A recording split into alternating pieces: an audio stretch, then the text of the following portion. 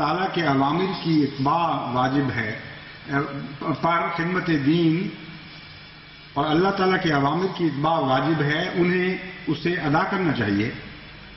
ہم ان بھائیوں کو ہرگز یہ نہیں کہتے کہ اپنی حکومتوں کے نظام کے خلاف کھڑے ہو جائیں اور بغاوت کریں۔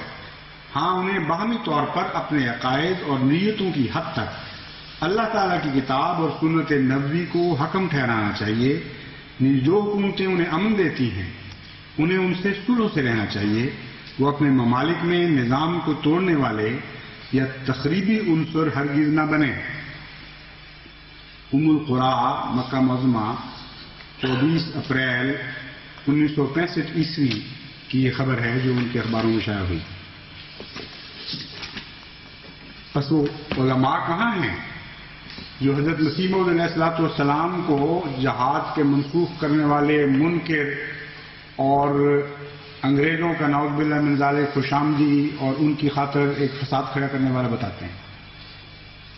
جو باتیں آپ نے فرمائی یہ ساری باتیں آپ کے اپنے علماء اس وقت کہہ رہے تھے، لیکن حضرت مسیح موعود علیہ الصلوۃ والسلام جو باہر کہتے تھے وہی گھر میں بھی کہتے تھے، جو انگریزوں سے کہتے تھے وہی اپنی جماعت کو مخاطب کر کے بھی کہتے تھے۔ کوئی دوگلا پن، کوئی دوئی نہیں تھی آپ کی ذات میں یا آپ کی جماعت میں، اور جس جہاد کا اعلان کرتے تھے اس جہاد کے اوپر قائم بھی تھے۔ اس جہاد کے تصور پر صرف زبانی جمع خرچ نہیں تھی، بلکہ آپ نے اپنی ساری زندگی، اپنا سارا وجود اس جہاد کی پیروی میں خرچ کیا اور تمام جماعت کو بھی اسی کی تلقین فرمائی۔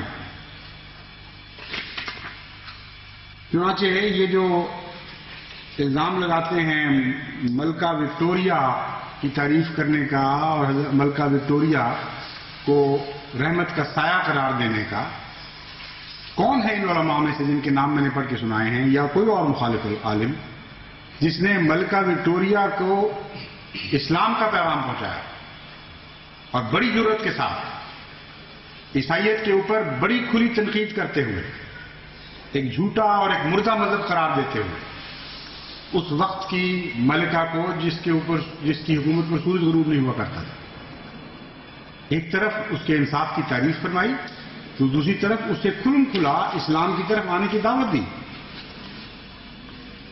اور یہ جو ہندوستان کو دارالاسلام قرار دینے والے تھے، حضرت مسیح موعود علیہ الصلوۃ والسلام کی عارف باللہ نگاہ نے اسے دارالاسلام کے طور پر نہیں دیکھا بلکہ دارالحرب سمجھا، کیونکہ آپ جہاد کا عرفان رکھتے تھے۔ آپ جانتے تھے کہ جہاد کس کو کہتے ہیں، جہاں جہاد فرض ہے وہ دارالاسلام ہو نہیں سکتا، وہ تو دارالحرب ہے۔ لیکن کن معنوں میں اس کی تشریح آپ خود فرماتے ہیں یہ مقام دارالحرب ہے پادریوں کے مقابلہ میں۔ اس لیے ہم کو چاہیے کہ ہرگز بیکار نہ بیٹھیں، مگر یاد رکھو کہ ہماری حرب ان کے ہم رنگ ہو، جس قسم کے ہتھیار لے کر میدان میں وہ آئے ہیں اسی طرح کے ہتھیار ہم کو لے کر نکلنا چاہیے۔ یہی وجہ ہے اللہ تعالیٰ نے اس عاجز کا نام سلطان القلم اور میرے قلم کو ذوالفقار علی فرمایا ہے۔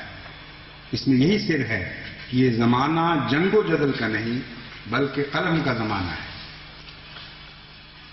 پھر فرماتے ہیں ملکہ معظمہ وکٹوریہ کو مخاطب کر کے، اے معزز ملکہ، مجھے تعجب ہے کہ تو باوجود کمال فضل اور علم و فراست کے دین اسلام کی منکر ہے۔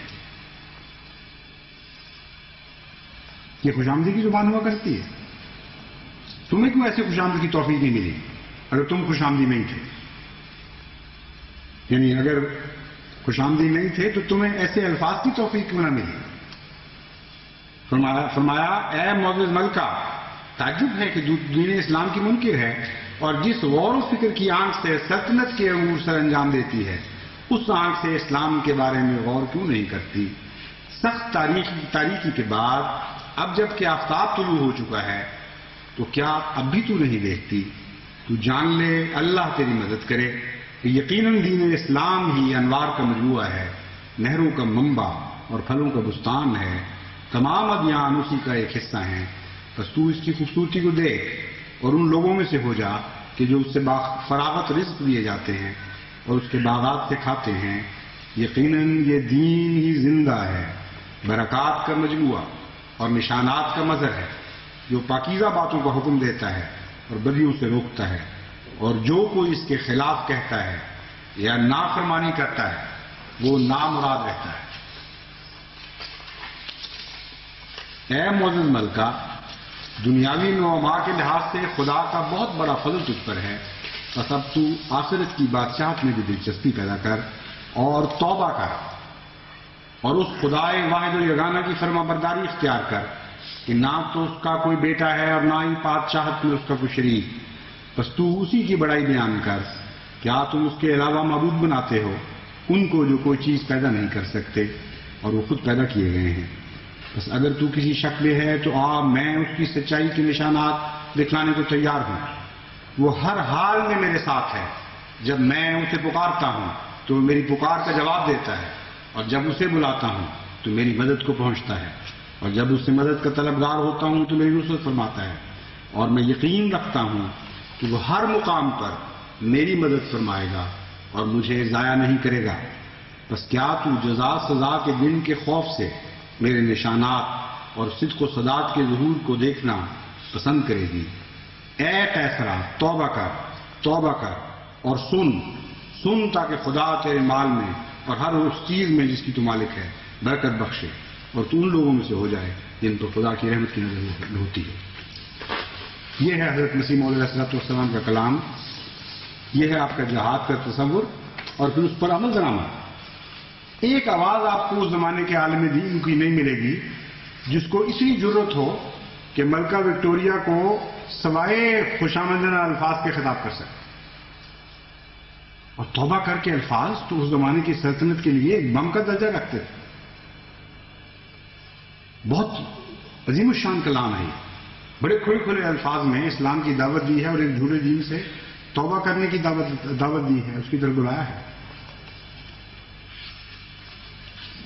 اور یہی وہ جہاد کا جذبہ ہے، یہی وہ روح جہاد ہے جس کو سمجھنے کے نتیجے میں حضرت مسیح موعود علیہ السلام نے اپنی جماعت کو ایک نہ ختم ہونے والے انمٹ جہاد کے رستے پر ڈال دیا۔ ہر لمحہ دن اور رات ہمارا جہاد بن گیا۔ ایک پاکستان کے نامور مورخ شیخ محمد اکرم صاحب اپنی کتاب موج کوثر میں اس بات کو محسوس کر کے لکھتے ہیں، فرماتے ہیں دنیا کے مسلمانوں میں سب سے پہلے احمدیوں نے اس حقیقت کو پایا کہ اگرچہ آج اسلام کے سیاسی زوال کا زمانہ ہے، لیکن عیسائی حکومتوں میں تبلیغ کی اجازت کی وجہ سے مسلمانوں کو ایک ایسا موقع بھی حاصل ہے جو مذہب کی تاریخ میں نیا ہے اور جس سے پورا فائدہ اٹھانا چاہیے۔ پھر فرماتے ہیں مسلمان تو جہاد بالسیف کے عقیدہ کا خیالی دم بھرتے، نہ عملی جہاد کرتے ہیں نہ تبلیغی جہاد، لیکن احمدی دوسرے جہاد یعنی تبلیغ کو فریضہ مذہبی سمجھتے ہیں، انہیں خاصی کامیابی حاصل ہوئی۔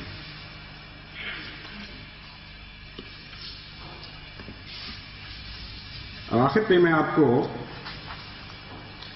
حضرت مسیح موعود علیہ السلام کے تصور جہاد اور مولانا مودودی صاحب کے تصور جہاد کا ایک موازنہ کر کے دکھاتا ہوں۔ ایک تو یہ کہ دو تصور ہیں ان کے، انگریزی حکومت کے دوران اس حکومت میں بیٹھ کر جو باتیں کرتے ہیں وہ اور ہیں، اور جب وہ حکومت ختم ہو جاتی ہے تو پھر جو باتیں کرتے ہیں وہ اور ہیں۔ دو پیمانے ہیں ہر چیز میں۔